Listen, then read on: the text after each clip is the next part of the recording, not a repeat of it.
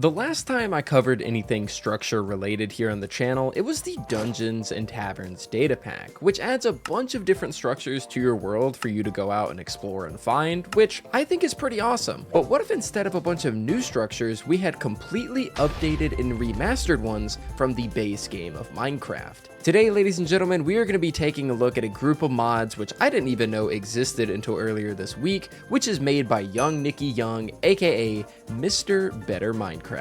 This is a list of all of the mods that will be talked about in today's video, and you can find the download links to them in the description. Also, make sure to download Young's API mod so that you can run these in your current version of the game. Now, the first structures I want to talk about with this mod pack will be, of course, Young's Better Dungeons. And here is a small glimpse at what these better dungeons look like. Just give me a second to clear out these spiders. Now, what we're looking at right here is called a small dungeon. And this is essentially the closest that you can get to the vanilla dungeon, just a little bit upgraded. As you can see, we have a barrel with some trash items in it, and then we have your average, pretty decent loot that you can get inside of the chest. You'll also notice that the room is basically the same size. We have some skeleton skulls here that are scattered around, and you'll actually see skeleton skulls and zombie skulls kind of spread throughout these dungeons as we go through them. One of the things that I do want to mention about Young's mods is that you can actually edit them. So if we go to Young's Better Dungeons here, we can actually take a look at all the different settings. So you can disable these heads if you would like to, because maybe you want to obtain them in the vanilla way. You can remove vanilla dungeons, or you can have them spawn alongside these.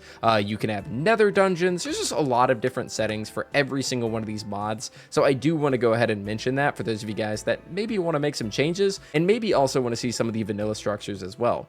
But with Young's Better Dungeons, I don't really see the need, because this is basically the vanilla dungeon, just a little bit upgraded. Now, moving on to another dungeon, here we actually have the spider cave. It's kind of like a little spider burrow of sorts. You'll see as we kind of descend into this little area here, you'll notice that, well, for one, it kind of generated in a lake, but you'll see that there is a bunch of cobwebs and a bunch of webbing down here, and it's a really unique take on what a spider dungeon could be. We can go ahead and put on the spectator mode and kind of fly into the walls here so we can see where it goes. As you can see right here, the cobblestone kind of marks out that this is another part of the tunnels, and we can just go ahead and follow right through here. We have a little bit more cobblestone and it comes to an end, but we also see that there is a little bit of a connection over in this area, and it just keeps on going and going. And these are going to be really cool to explore in survival, and potentially really dangerous. As you can see, if we go around this wool, you can see that there is a chest here, so there is indeed loot. And if we go ahead and go back into creative mode and open it, it's actually not terrible loot. I mean, we have a bunch of potions in here, enchanted books can spawn, as well as a bunch of different seeds. Here's another little chest area we can go ahead and take a look at. I genuinely have no clue what's going to be inside this chest, but let's go ahead and take a look. And Bane of Arthropods, which I guess is a pretty good indicator of what kind of dungeon you're in, and, you know, it could come in handy. Next up, whenever it comes to dungeons, we have the zombie dungeon, aka the catacombs. As you'll see right here, we have a little bit of a coffin in the middle of the room, and wouldn't you know it, there's a spawner right there, as well as a chest, bottle of enchanting, golden apple, all that cool stuff. But there are also a lot of different rooms to this catacomb. It's not just this.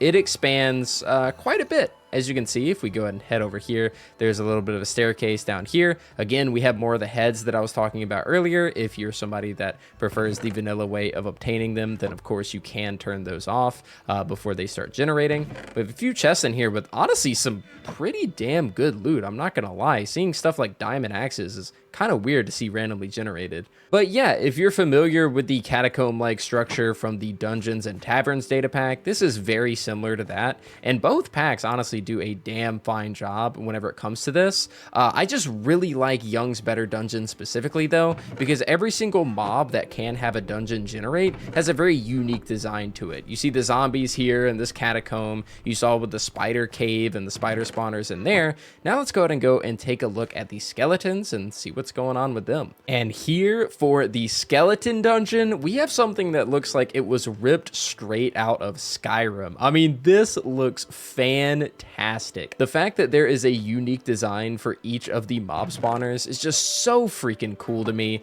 and the skeleton one honestly probably has to be my favorite. This is one that in survival you probably could turn into a really cool underground base if you came across it. Just clean up the spawners and put your own stuff in here and kind of renovate it.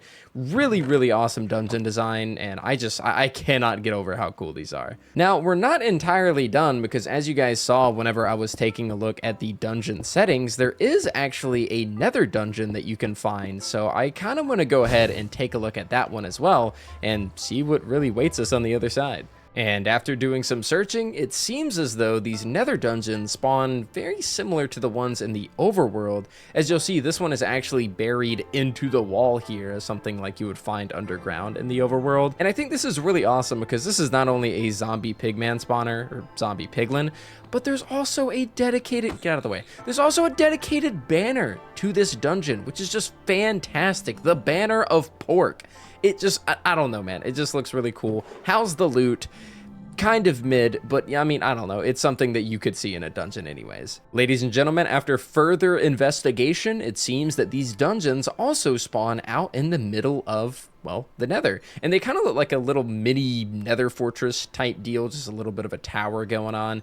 It doesn't look like there's much on top aside from death and lava, but inside we can actually find ourselves a skeleton spawner, which the roof looks absolutely sick, and you can see little ore deposits in here as well. So it doesn't look like there's an actual chest that you can get, but there are ore deposits that you can mine from these. You can turn this into a mob farm, which would actually be kind of funny to make a skeleton mob farm in the nether.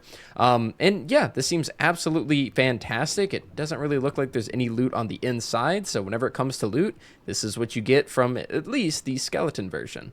Alright fellas, since we're already in the nether, I feel like it's only appropriate to go ahead and showcase the better nether fortress. Now, this has got to be one of my favorites that Young has made, not only because I like the way that the structure looks, but it's probably the most vanilla friendly structure I've ever seen. And if Mojang were to ever update these, this is something that I'd imagine what they look like. Now, you're not only seeing that the red nether brick is actually getting properly used in these fortresses to kind of break up the monotony of the regular nether brick that we see, but you'll also notice that there's little statues dedicated to the Wither that are put on the outsides of these walls. These look fantastic, and it's such an awesome little addition that you can find. Obviously, if we go to the lower areas, you can find the naturally generating chest. You'll see that wither skeletons will still spawn here, of course. There are these little watchtowers that you can go up to and explore, and you can find some arrows, bow, all that kind of stuff. Just a little watchtower for these skeletons specifically. But there is something a little bit special about these nether fortresses, and that is, of course, the central kind of keep area, which is sort of tying in this entire fortress together. You've never really seen this whenever it comes to the basic nether fortresses, one kind of central area where basically everybody is at. And if we go into this area, you'll actually see a gigantic wither statue, as well as a ton of loot that you can gather throughout these rooms.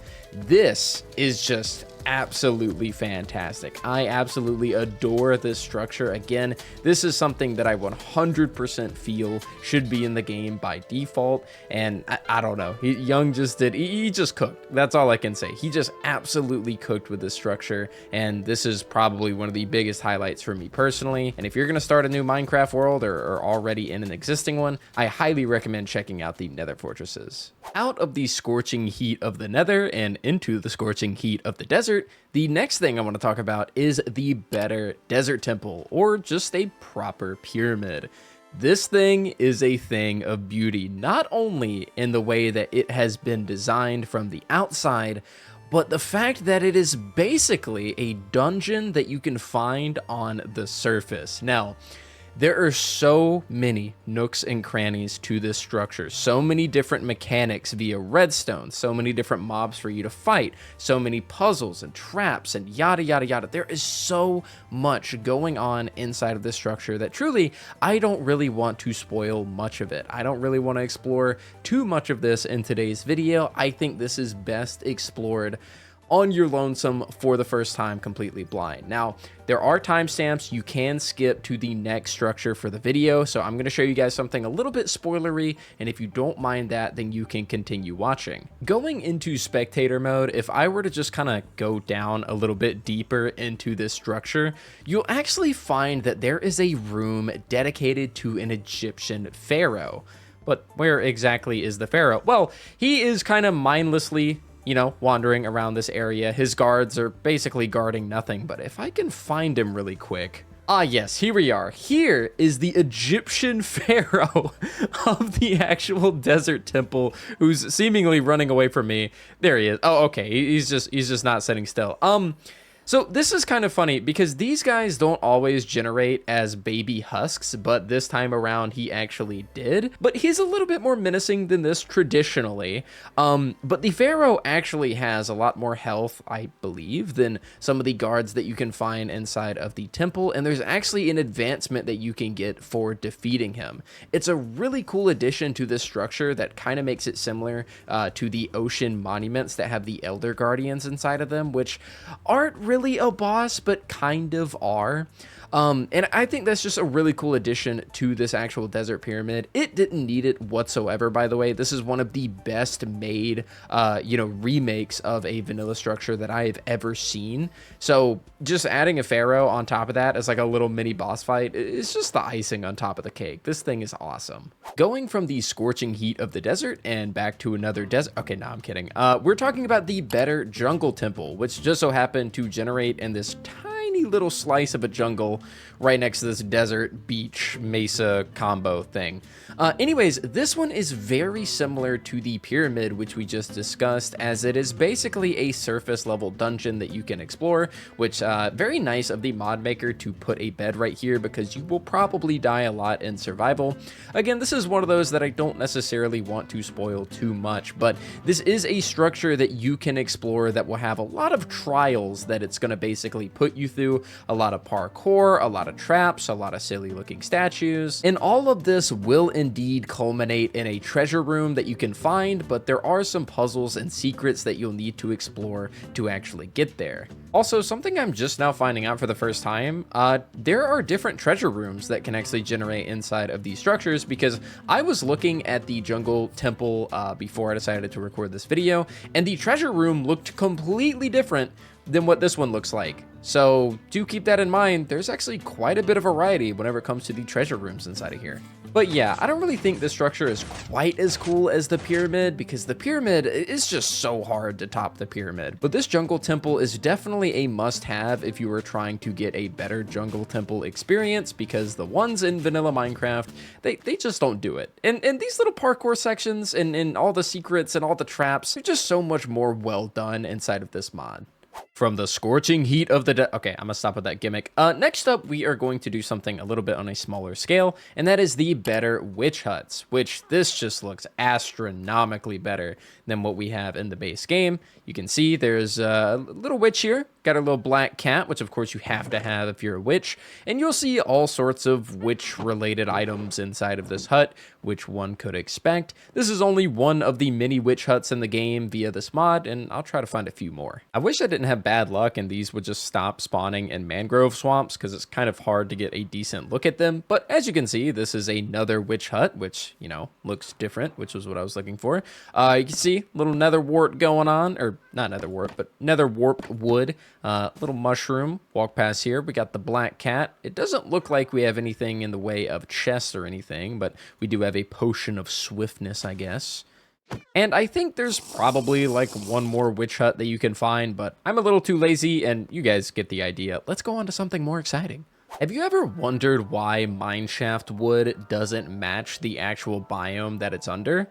Well, I haven't, but if I had, I would want it to match the proper biome's wood that it's under. And with Young's Better Mineshafts, you guys can see that under the savannah, we have an acacia mineshaft. And not only do we have an acacia mineshaft, but It's actually a decently sized mineshaft with a few different rooms and different checkpoints for, I assume, the mineshaft workers to hang out inside. And it's a really, really, really good and well-made rendition of the mineshafts that we know and love, with basically some of the best loot.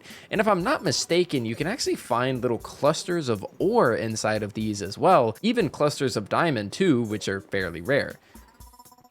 Which I don't think that was the cluster thing I was talking about. I think it's more akin to like a group of ores that are kind of stacked up somewhere. I'm gonna see if I can find one. While searching for something that I don't really know if it exists or not, I actually found a surface level entrance to one of these mine shafts, which I did not know existed, but I now know that it does indeed exist. And sorry if that was a little trippy.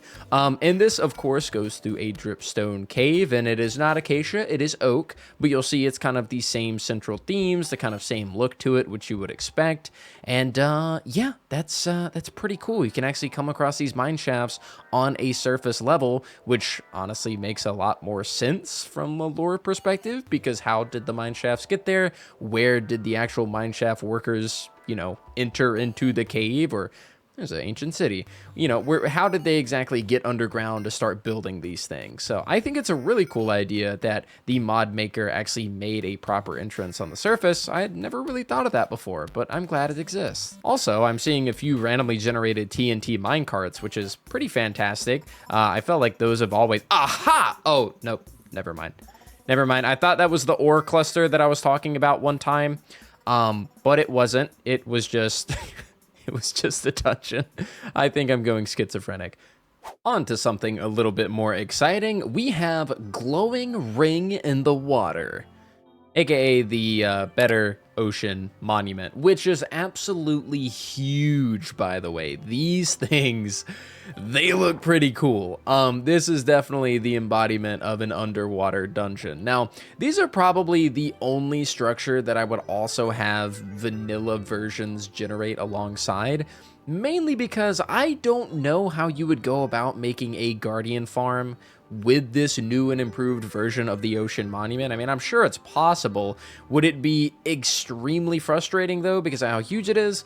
Probably. So if I were playing in a Minecraft survival world and I was using this, I probably would have the vanilla structure generate alongside it, not because the structure is bad, but because of farming potential. The structure is actually pretty insane. With what? Wait, hold up. You can do that? Oh my god, I did not know you could just have a generated trident in a structure and then you can pick it up. That is an insane way to go about getting a trident in survival. Instead of needing to deal with drowned, you can get it from the underwater dungeon. That is so sick. You also see this big central room, which is under the giant glowing lights. We have these little guardian insignias, as well as a bunch of sponges and even some loot. What do we have in terms of loot? You know, that's kind of basically what I was expecting. Yeah, this structure is amazing. Honestly, finding the trident that was stuck inside. Oh, is there a conduit? Oh, I guess this is probably like trying to teach players how to do the little conduit thingy. Anyways, I think the trident being found inside of one of these sea lanterns so that you can just grab it whenever you come here in survival, I think that kind of sold me on everything that I needed to know about the structure. Not only does it look fantastic, not only does it have some naturally generating chests in it, but you can get a trident by coming here. It's pretty good.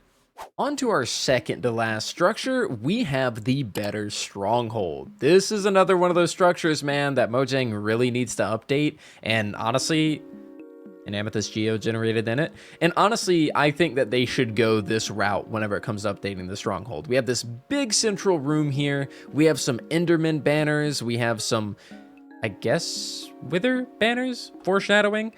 We also have some Nether portal banners here, as well as some dragon heads up on the walls. There are so many hallways and different rooms whenever it comes to the Stronghold, even a little bit of a pantry area. Looks like we got some food storage. Going down here, we have what looks like an armory, which is a really cool addition, by the way. Like, if you were to find one of these in the early game of Minecraft, you low-key could kind of get all stocked up inside of the Stronghold itself, which would be really really cool to do right before you go fight the dragon, especially if you somehow die. Maybe the dragon throws you straight up into the air and you fall down and die.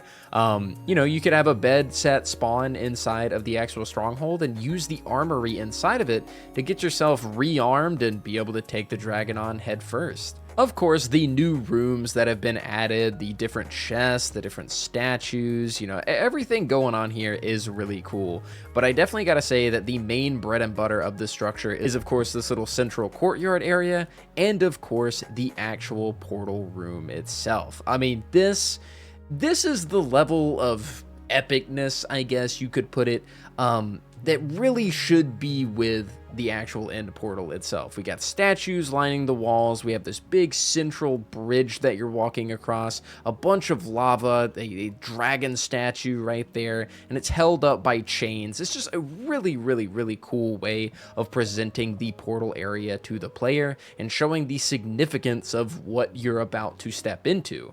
And speaking of what you're about to step into, let's go ahead and step into the end, shall we? Because with all of these better mods that I'm currently using, there is also another better mod that comes along them all, and that is of course the better end island. So if I go ahead and mine myself out of here, I wasn't expecting to be underground, you can actually see the end island itself, which is in the middle, taken up by what looks like an end chapel type deal. We also have these little end pillars here that look slightly different, and you'll see as the dragon spawns, which this chapel is slowly doing at its own leisure, you'll see that we have the crystals in here. It's going to kind of beam straight up towards where the dragon is going to spawn, and you'll actually notice that these towers are going to explode and completely change how they look. I think this aspect is really cool. And the general vibe of the island just looks more like a boss arena than what we currently have in the vanilla version of the game.